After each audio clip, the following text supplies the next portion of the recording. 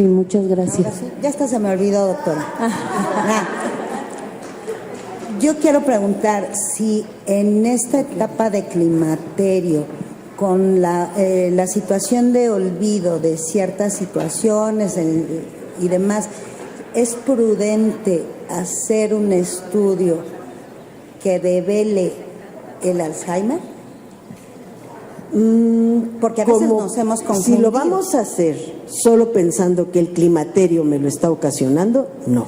O sea, mi pregunta pero es si tenemos, por ejemplo, antecedentes familiares, algún antecedente de algún familiar que cursó con algún tipo de demencia, si observo que hay situaciones en las que tengo blackouts. ¿Qué son los blackouts? Así, perdón, el primo de un amigo me platica que es después de que se toma mucho y al día siguiente no sabemos qué pasó. Entonces, si estoy teniendo blackouts, si estoy teniendo que mi hijo me diga, mamá, pero es que yo te lo dije, mamá, tú me lo dijiste, tú me lo entregaste, tú lo guardaste, y de plano yo no me acuerdo, ¿sí? Hay, así como el esquemita que les entregué de la menopausia, de los síntomas y signos de la menopausia, existen también test para Alzheimer. Búsquenlos, los invito y háganlos. O sea, son test que están al alcance de cualquiera, son de dominio público, y eso es lo que me hace ver, caray, creo que necesito visitar al neurólogo. ¿Sí? Hay muchas veces que nosotros pecamos en el aspecto de los doctores que dicen, es normal. Sí, es normal, estás en el climaterio, es normal, ya tuviste tu menopausia, estás en el climaterio, es normal. Sí, pero ¿qué tanto es normal? O sea, normal es un número. ¿Se acuerdan cuando nos decían que era un promedio, que era en una lista? Normal es el número que aparece más número de veces y que ocupa la puntita de hasta arriba de una campana de Gauss. Eso es un término matemático, ¿sí? Pero entre ese normal hay unas cosas que no están dentro de esa normalidad y otras que se salen completamente de esa normalidad. Entonces, cuando se tiene la sospecha, se cumplen algunos de los criterios de ese tipo de cuestionarios, pues sí vale la pena ir a visitarlo. Pero por el puro climaterio, no. O sea que porque estás cursando con tu síndrome climatérico, ¿te va a dar Alzheimer o ya tienes Alzheimer? No. Sí, pero lo ideal es sí cumplir con los requisitos de ese tipo de cuestionarios y entonces sí decir, aparte de que estoy en el climaterio, creo que estoy teniendo algunas circunstancias que me pueden estar condicionando, que puedo estar desarrollando un problema de este tipo, ¿no? No estamos exentos, podemos tener de todo un poco, ¿sí? Entonces por eso es importante. Doctora, yo estuve haciendo unos estudios y la doctora me dijo que estaba en la perimenopausia. O sea, quiere decir que estoy antes de la menopausia, ¿no? Así es. Esto también alrededor es, de la menopausia. pero no es climaterio. Sí, es climaterio perimenopáusico. Hay climaterio antes de la menopausia, climaterio completamente alrededor de la menopausia, que es cuando estoy con los trastornos menstruales y empiezo con los síntomas, y climaterio postmenopáusico, temprano cuando es muy cercano a cuando se me fue la regla, y tardío cuando ya han pasado más de 3 años después de que se me fue la regla. ¿Sí? Entonces el término correcto, ya quedamos, es climaterio, y menopausia va a ser una fecha específica. Ok, otra pregunta, doctora. ¿Hay alguna influencia en las mujeres que tomaron durante muchos años pastillas anticonceptivas y inyecciones para la menopausia?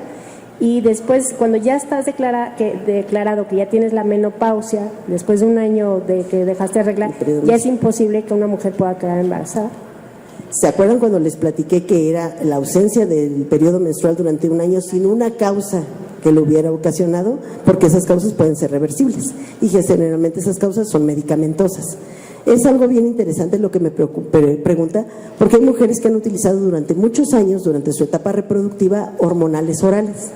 Los hormonales orales son anovulatorios. La gran mayoría de los hormonales, ya sean por cualquier vía que se administren en orales, transdérmicos, inyectables, etcétera, son anovulatorios. ¿Qué significa? Que los ovulitos no salen del ovario. ¿Qué sucede con la reserva folicular? No se están utilizando. Ahí se quedan. Entonces, una persona que durante su etapa reproductiva consumió hormonales orales por más de 5 años, reservó óvulos para aproximadamente 3 años. Porque los ovulitos, es decirles que no se utiliza uno por mes. Generalmente el más grande, el más apto, el más fuerte es el que produce la ovulación y genera la menstruación. Pero para que ese saliera, hagan de cuenta que es una quinceañera con su corte. Trae su corte de ovulitos más pequeñitos que se estimularon menos, pero que ayudan a la producción de hormonas para que ese sea el estelar y sale al mes a arreglar. Pero entonces en cada periodo menstrual en promedio se utilizan de 7 a 13 ovulitos de los de nuestra reserva folicular. Si estamos consumiendo hormonales combinados, no salen, entonces la reserva folicular alcanza para más tiempo. Entonces se considera que más o menos 5 años de anticoncepción con hormonales combinados reserva 3 años de función folicular, ¿sí? Y eso retrasa la aparición de la menopausia y el síndrome climatérico. Ajá. Ahora, inyectables para la menopausia. Lo que le dieron fue un tratamiento sintomático y generalmente, un tratamiento hormonal para disminuir los síntomas. Y generalmente lo que les prescriben son testosterona. Formas de testosterona que se inyectan para aumentar la libido, número 1, y después para aumentar la libido para que cuando estén en nuestro cuerpo se bioconviertan a estrógeno y tengan su efecto biológico. En lo particular no lo utilizo. Sí, no son malos, pero los pacientes se acostumbran a los efectos y entonces después dicen que no pueden vivir sin su histamina. Y cuando empezamos a tener efectos secundarios a nivel del endometrio o a nivel de la mama, o a nivel del ovario, algunos quistecillos y todo, se sienten muy culpables. Entonces es bueno utilizarlo en una temporalidad corta para disminuir los síntomas, en lo que la paciente se levanta, pero no por tiempo prolongado. Y desgraciadamente en lo que también nos perjudica es que luego no podemos establecer adecuadamente la fecha de la menopausia.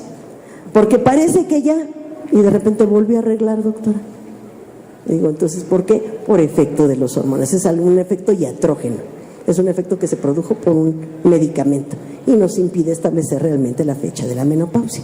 ¿Cómo nos orientamos? A veces pidiendo los factores hormonales. Pero cuando una persona está consumiendo hormonas, pedir determinaciones hormonales tiene un sesgo.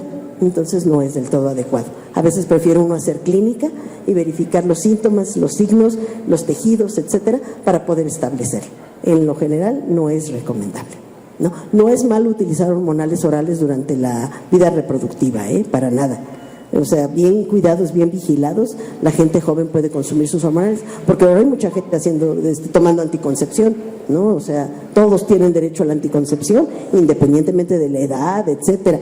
En la comunidad lésbico, gay, LGBT, muchos compañeros consumen esos hormonales, los utilizan en su periodo de transición. Se tienen que vigilar estrechamente, no me va a dejar mentir, endocrinólogo, urólogo, ginecólogo, etcétera, para vigilar la evolución de ese tipo de medicación. Ajá. Exactamente, nos da la vuelta. ¿Alguien más?